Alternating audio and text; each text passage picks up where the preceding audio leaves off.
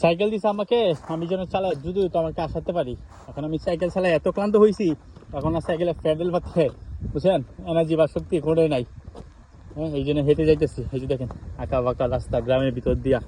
হ্যাঁ, ওই চালানোর মতো এনার্জি নেই, বুঝছেন, অনেকক্ষণ চালাইছি না, এখন পুরো মনে করেন যে মানে পাগুলো ঝিমঝিম ঝিমঝিম করতেছে। হ্যাঁ, এনার্জি থাকা লাগবে তো। হ্যাঁ, আর তো একবার আমি হেঁটে যাই।